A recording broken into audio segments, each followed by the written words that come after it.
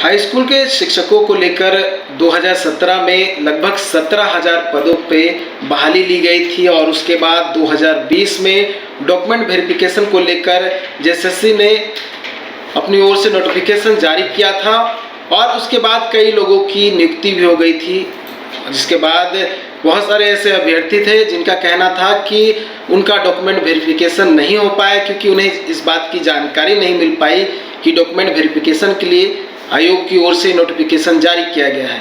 इसके बाद वो झारखंड हाई कोर्ट मूव किए थे।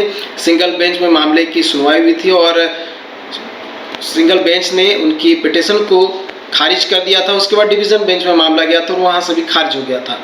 उसके बाद निर्मल पाहन समेत अन्य लोग जो है वो सुप्रीम कोर्ट मूव किए और सुप्रीम कोर्ट में जो पिटीशन है वो एक्सेप्ट हो गया है सुनवाई के लिए। हमारे साथ पिटिशनर के अधिवक्ता हैं अमृतांश वत, उनसे जानते हैं। सर, सुप्रीम कोर्ट में ये जो पिटीशन गया कब गया और आज सुनवाई हुई है तो क्या कुछ हुआ है?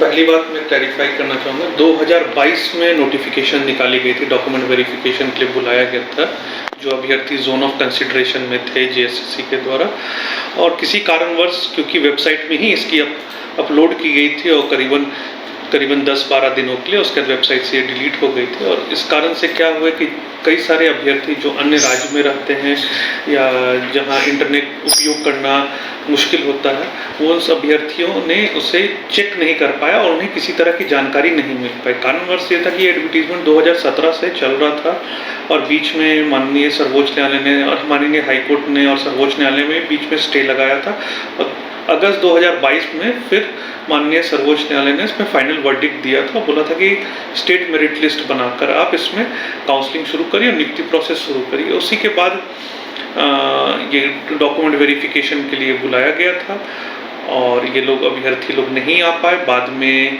करीबन 6-8 महीने बाद इन्हें न्यूज़पेपर से जानकारी मिली कि सफल अभ्यर्थियों को माननीय मुख्यमंत्री द्वारा नियुक्ति पत्र दिया गया। तब इन्होंने जेएसएससी कार्यालय गए तो पता चला कि यह जोन ऑफ कंसिडरेशन में थे, इनकी मार्क्स अच्छी थी, इन्हें डॉक्यूमेंट वेरिफिकेशन के लिए बुलाया गया था। क्योंकि ये नहीं जा पाए थे इस कारण से इनकी अभ्यर्थी रद्द कर दी गई थी।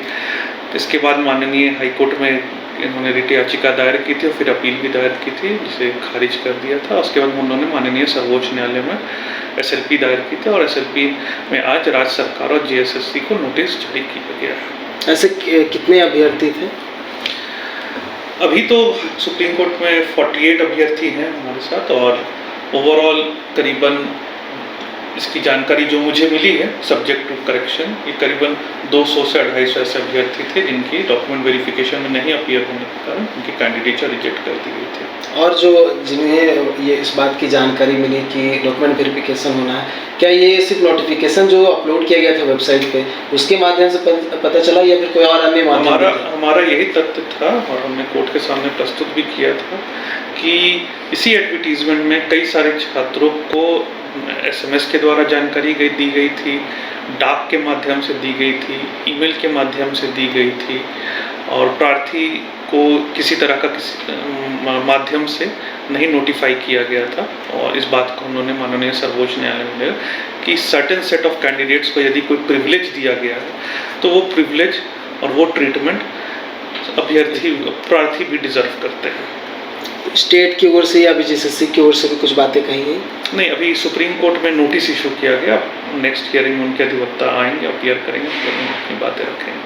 तो ये नोटिफिकेशन में ही कहा गया है कि ये भी बातें जो है पॉइंट आउट किया गया था कि एक बार डॉक्यूमेंट वेरिफिकेशन संभवतः अगर हो जाता दोबारा इन बातों का भी जिक्र किया गया।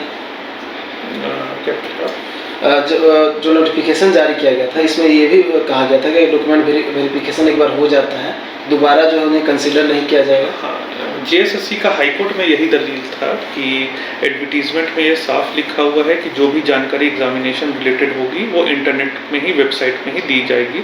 इसीलिए अभी प्रार्थियों का जो पिटिशनर्स थे उनका जो दावा था कि उन्हें एसएमएस और ईमेल से मिलना चाहिए थी जानकारी, वो दावा इनका वैध नहीं है।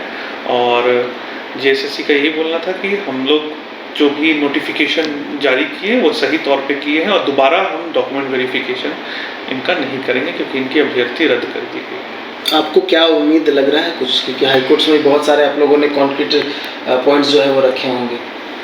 देखिए, सुप्रीम कोर्ट में मामला लंबित है।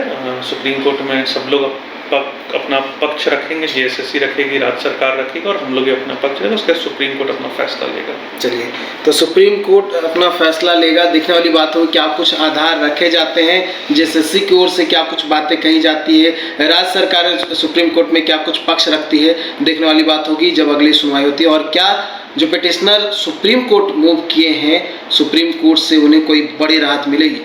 गोल जहां 27 वर्षों के सफर में 17,000 से भी अधिक छात्रों ने डॉक्टर एवं इंजीनियर बनकर भरे सफलता की ऊंची उड़ान, जहां साधारण छात्र भी असाधारण सफलता प्राप्त कर बना रहे इतिहास।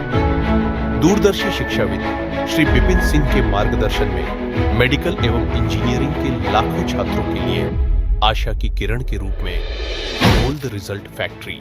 अगर आप देश के किसी भी कोने में रहते हैं, अगर आप पटना आना चाहते हैं और घर जैसे रहने और खाने का आनंद लेना चाहते हैं तो एक बार जरूर आए होटल डायमंटन। संपर्क करें 9572759746, 9031859981, 0612400153।